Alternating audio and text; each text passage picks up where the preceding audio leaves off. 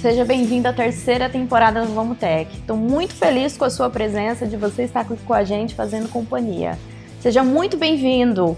E lembrando, você pode assistir todos os episódios, tanto pelo Spotify como no YouTube. As temporadas anteriores, a segunda temporada está completa aqui no YouTube. No Spotify você pode conferir as 3. Hoje eu tenho o prazer de receber essa convidada muito especial, talentosa e amiga, a Thaís Galo. Tá, muito obrigada pela tua presença aqui no Vamos Tech. Obrigada a você pelo convite, fiquei lisonjeada. A Thaís é empreendedora, uma das responsáveis pelos treinamentos do Instituto Dale Carnegie aqui em São José do Rio Preto.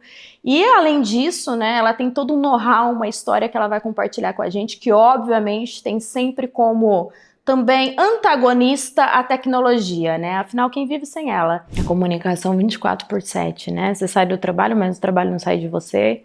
Então existe aquela continuidade que acaba gerando realmente uma ausência, né, de saúde mental, né, no funcionário que a gente fala de burnout, né? Muito. Teve uma pesquisa que a Dale Carnegie fez, que ele foi identificar o que os funcionários estavam buscando hoje, né? E aí muita gente fala assim, é salário. O que eles querem é salário, e não é salário, é o 5º colocado. O que eles mais buscam hoje é reconhecimento, o que eles buscam hoje é flexibilidade e que a empresa seja seja um psicólogo deles mesmo, que entenda as dores dele e possa ajudar. E como que o empresário ajuda sem se envolver? Aí a gente fica, é uma linha muito, é uma balança às vezes muito injusta. Sim. Porque a gente quer cobrar, pensando no meu cenário como empresária também, a gente cobra, mas tem que entender o momento, a fase que o funcionário está, só que a empresa tem que gerar, ela tem que gerar lucro. Eu tenho que buscar a tecnologia a meu favor. E como que eu faço tudo isso acontecer no ambiente? Então tem que olhar sempre para processos e o que a empresa está buscando, o que o empresário está buscando e como a tecnologia vai ajudar nesse cenário.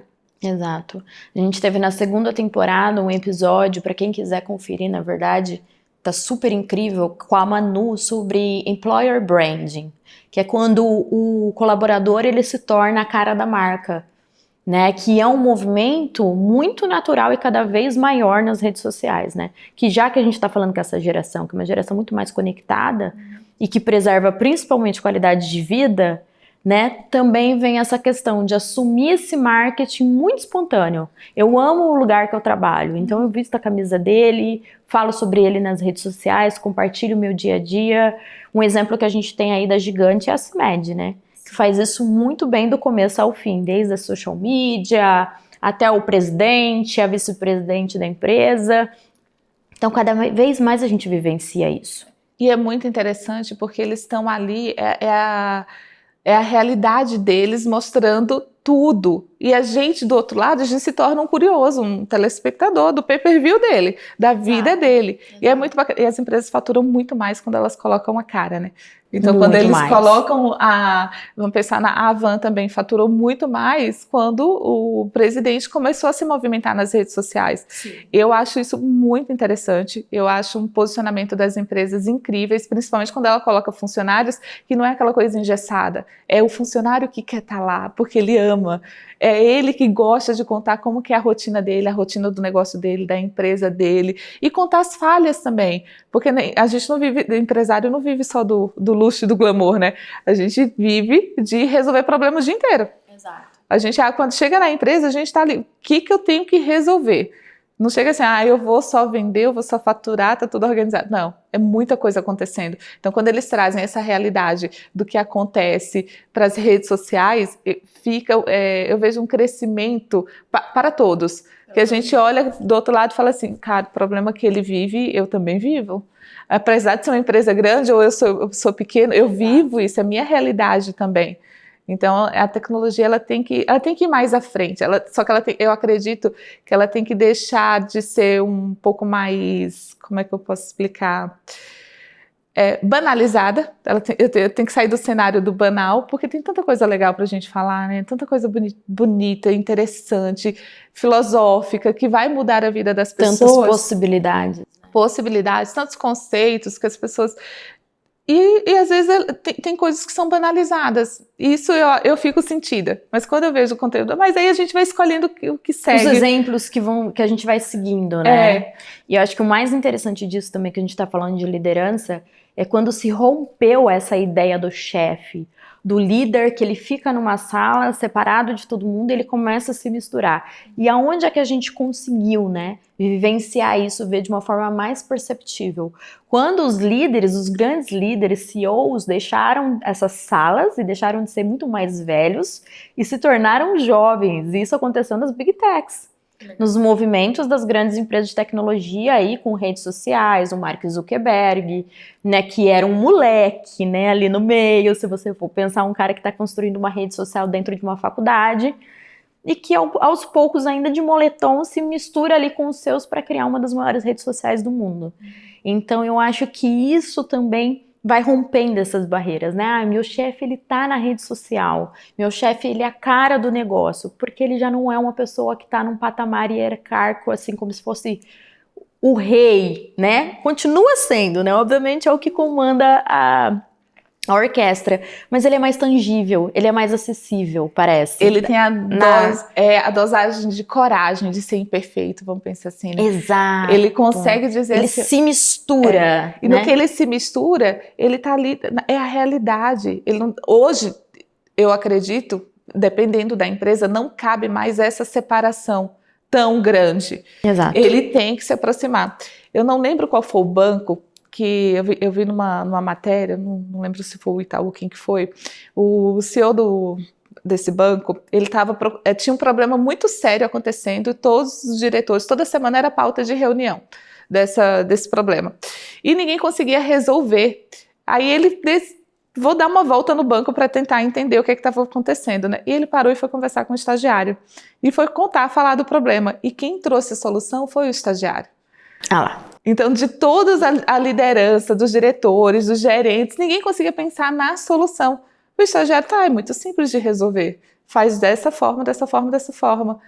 E claro que o menino foi promovido, teve um crescimento, mas assim, se ele não desce para o operacional, ele também não cresce, porque ele tem que entender, quando a gente fala da empresa, né, a gente tem lá o operacional, o tático e o estratégico. Onde que o CEO está? No estratégico. Onde ele tem que passear? No operacional. Porque se ele não desce para o operacional para entender o que é que acontece lá no chão de fábrica, no conceito geral, ele cria estratégico às vezes, para a empresa dele que não cabe. Na rede social, eu acredito que seja a mesma coisa. Se você não criar uma estratégia muito mais assertiva para o público que você quer atingir, você só vira mais um falando para ninguém. Você fica mais um falando e não gerando o impacto na vida das pessoas. Mas se você sabe qual é o impacto que você quer causar, você vira uma pessoa super estratégica, você entende o operacional das redes sociais, o que as pessoas estão buscando, e você tem seu crescimento, assim como as empresas também. E diante desse contexto, né, que a gente falou sobre essa acessibilidade desse CEO com o time, como nesse momento, né, quais são os métodos que poderiam ser aplicados ali no dia a dia para um gestor, para um líder, quando o assunto é a tecnologia? Acho que a gente pode partir de um princípio excepcional do Dale Carnegie, né? Seja um bom ouvinte.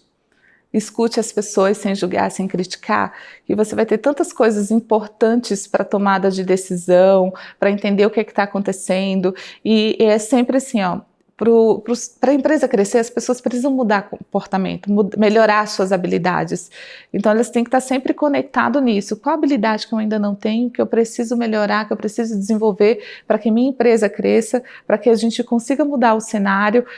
Que tipo de comportamento eu ainda preciso me desafiar? Porque muitas vezes a gente fica numa zona de conforto que não tem mais espaço para isso, né? E as pessoas, elas associam uma zona de conforto como se você tivesse que fazer muito esforço para sair. Não, você só tem que aumentar um pouquinho mais o que você faz, fazer um pouquinho diferente.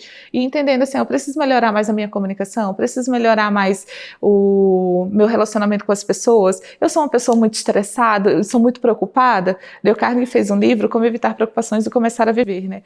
Então, ele foi mapeando o que era problema e o que era preocupação. E hoje a gente poderia trazer para a atualidade, num cenário assim, o que é depressão e ansiedade.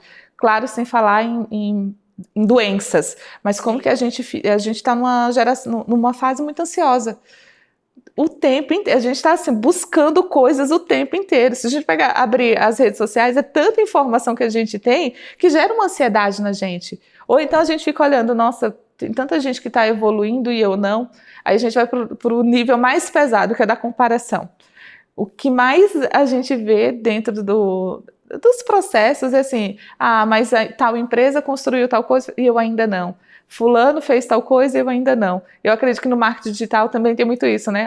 Tal pessoa cresceu e eu ainda estou patinando. Então a comparação, ela massacra muito a gente no nosso ego, nos nossos pensamentos, e a gente vai se boicotando por conta disso. E como que sai? Primeiro é você ter uma noção de onde que você está. E às vezes é difícil você perceber e vai ter que vir outra pessoa e te falar. Ou então você começar a buscar ajuda. E as redes sociais, eu já atendi muita gente que falou assim, por uma postagem de alguém eu percebi que eu precisava melhorar. Que eu não escuto, que eu critico, que eu sou muito estressado, que minha liderança está sendo falha. Então quando a gente olha para a rede social, quanto que ela pode influenciar as pessoas, é muito bom. Mas, ao mesmo tempo, ela pode massacrar as pessoas se as pessoas não têm maturidade, porque muita gente está nas redes sociais num cenário muito emocional. Então, eles compram coisas na emoção e eles não param para usar a razão quando tomam uma decisão. Quando a gente pensa em venda no contexto geral, venda é emoção. E as pessoas, elas não têm essa maturidade de colocar a razão. Eu preciso, de fato? Não, eu só quero. Então, a gente tem esse desafio de olhar assim para o comportamento. As pessoas olharem para o comportamento e ver o que precisa mudar. E no caso de pessoas comuns, né, que não têm cargos de liderança, né, como lidar com essa questão das redes sociais no dia a dia, no âmbito profissional, né? Porque até mesmo essa semana eu vi muitas pessoas com frustração, escrevendo textos e mais textos, falando o quanto que estavam decepcionadas, porque parece que os processos de recrutamento e seleção no mercado de trabalho estão cada vez mais difíceis, que as pessoas não recebem feedbacks, né? Que parece que o RH, a gestão de pessoas, não se importam mais, né? Como lidar, além, né, obviamente, da comparação pessoal, que existe no dia a dia, né? Isso existia entre os primos, os irmãos e amigos, e agora é com todo mundo. É o mundo inteiro. Mas como essas pessoas comuns podem lidar com essa situação, isso acaba virando um aprendizado? Depende muito da cultura da empresa. Então, tem empresas que elas prezam por isso. Mas eu vou te trazer um outro dado. Quando você fala do RH, né? Antigamente, para a gente fazer uma entrevista de emprego, como que era? A gente ficava ansioso, a gente mandava nosso currículo, mandava e-mail, ficava esperando a ligação, fazia entrevista, ficava, nossa... Sim. Hoje, as pessoas escolhem onde querem trabalhar. A hora, o salário, a forma. Às vezes as pessoas vão fazer entrevista, o RH vai fazer entrevista, mas ele que é entrevistado pelas pessoas. Então, exatamente, mudou o comportamento. Mudou o comportamento. Antigamente, vou ficar esperando a mensagem porque eles vão me avisar. Hoje, para você mandar uma mensagem para uma pessoa se ela foi aprovada ou não, dependendo, ela até te bloqueia. Ela nem quer saber, ela fala, não, eu nem quero essa vaga, eu nem quero isso. Então, trazer essa galera nova para o mercado de trabalho está muito desafiador. E o RH está com esse papel difícil de quase fazer um trabalho educacional. Por conta aí a gente vai trazer um pouquinho mais para trás. A cultura das famílias também mudaram. Hoje é muita TV, é muita alienação que eles Sim. têm dentro de uma tela de celular e dentro de uma TV. Então, com isso a expectativa também, né? Sim, e quando é um pessoal mais operacional, qual é o grande desafio? Eles não têm referência de nada. Eles não têm referência de profissional, eles não têm referência dentro de casa. Às vezes a empresa é a referência deles, é a vida deles, que eles vão olhar aquele líder e vão dizer assim, nossa, eu quero me tornar aquilo. Ou muitas vezes, não, eu só quero trabalhar, bater meu ponto e ir embora. Então a gente está num processo aí bem complicado e o RH mais desafiador ainda para trazer essa galera para uma área, para um foco profissional, profissionalizar eles. Por conta disso. Então, depende muito da cultura da empresa, depende muito do nicho de profissional que as empresas buscam para entender como que a empresa consegue agregar para esses profissionais. E o que acontece? Com essa geração, eles estão muito conectados e tudo eles pesquisam. O tempo inteiro eles estão em busca de pesquisa para saber os direitos deles, os deveres deles, os processos. E as empresas vivem essa luta de dizer assim, ó, só faz o teu trabalho. E nem isso eles estão conseguindo fazer às vezes. Então tem um misto e complicado de cultura. De frustração das duas partes. De frustração das duas partes. De como a empresa educa essa turma e como essa turma chega para o ambiente profissional. Exato. E te perguntar sobre as expectativas dessa nova geração, o que essa galera, né, essa geração Z, a geração Alfa, enfim, que estão crescendo aí, o que é preciso ter em mente ao escolher, por exemplo, a carreira? Eles nem sabem o que querem. Não, entendi. Eles não sabem nem para onde vão. E tem tudo nas mãos, né? Tudo. Porque na nossa época, assim, né, gente? A gente não tinha muita informação. Não tinha. Eles têm todas as informações, todo o cenário. Mas eu acho que é isso que dificulta também. Porque tem tanta opção, tanta informação, eles não sabem para onde vai. Então eles estão lá, igual a Alice. Qualquer caminho serve no País da Maravilha. Para você quer ir? Se você não sabe o seu caminho, qualquer caminho serve. E eles vão vivendo em qualquer caminho, em qualquer empresa, em qualquer negócio, em qualquer função, porque eles não sabem, eles não têm um propósito. Às vezes você vai ter que pegar na mão e dizer assim, deixa eu te ajudar, você tem uma ótima habilidade para isso, então isso aqui se encaixa, aí ele começa a despertar. Então está chegando uma geração, na Dale Carnegie, o treinamento que a gente dá para os adultos, líderes, empresários, gestores, a gente dá o mesmo treinamento para essa geração adolescente. E é lindo deles se experimentarem, porque vai trabalhar muito a autoconfiança dele. A gente está tem uma geração aí que é muito ansiosa. Jovens que você fala assim, mas qual a tua preocupação? Você não pagou um boleto, suas contas estão todas pagas. Esses dias eu até falei pro meu filho, meu filho, né, que tem 13 anos, eu fiz, essa vida é muito tranquila, né, filho? Porque tá tudo pago na sua vida, você não precisa se preocupar com absolutamente nada. Mas eles têm, é uma geração, esses adolescentes estão chegando muito mais ansiosos e depressivos. Porque a gente mais vê casos de crianças depressivas. Porque tem tanta informação e não sabe o que faz. E antes, nossos pais, eles não conseguiam orientar muita gente. Né? Na nossa época, os nossos pais não orientavam. A gente foi no feeling se descobrindo. Agora, os pais podem orientar muito mais. Porém, parece que os pais não têm mais tempo. Quando você fala assim, é uma geração que não quer ser líder. A gente está nessa fase, né? É uma geração que está vindo que não quer liderança. E quando eles olham para a gente como profissional, o tanto que a gente trabalha, o tanto que a gente estressa, o tanto que a gente tem que se desdobrar para tudo acontecer, eles olham para a gente de verdade. Eu não quero ter essa vida, não. Por que eu tenho que fazer tudo isso? Exatamente. Eles não querem, e com razão, porque parece que tudo que a gente faz ainda é muito pouco. E a gente faz mais e mais e mais, e parece que ainda está faltando. E eles estão olhando, eles estão observando. Eles observam os pais, eles observam os tios, os primos, os convívios sociais, sim, as pessoas falando sobre trabalho. Eles já olham e falam assim, eu não quero nem ser líder, tá ótimo, eu vou ver o que eu vou fazer. Depois eu resolvo. Depois eu resolvo. Antigamente era muito importante a gente ter uma faculdade, né? Hoje eles falam assim, será que é importante mesmo? E hoje eu ainda penso assim, depende, qual área que você quer seguir? Se você é um médico, você tem que fazer a faculdade, um advogado. Mas tem áreas que não, que você não precisa mais. Hoje você vai olhar um currículo, tem vagas que são muito específicas, porque são habilidades técnicas mesmo. Outro, não tem, eu quero saber a tua vivência. O que você fez na empresa que você gerou resultado, gerou sucesso? Sim. Se você não, aí sim, vale mais às vezes do que uma faculdade. Exatamente, eu acho que é incentivar o poder do pensar.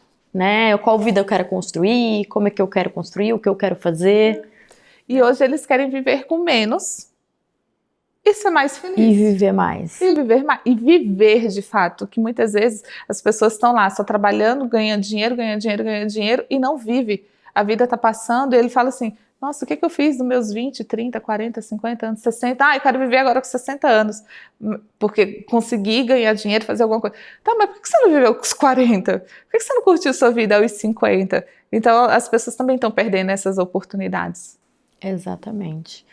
Tá, eu queria primeiro te agradecer por topar fazer parte desse projeto, que é muito especial para mim. Muito obrigada mesmo. Mas antes do nosso encerramento do nosso papo aqui, eu queria que você deixasse a sua dica. A gente sempre pede uma dica do convidado. Um livro, um filme, qualquer coisa que você acha que pode inspirar as pessoas que chegaram até aqui.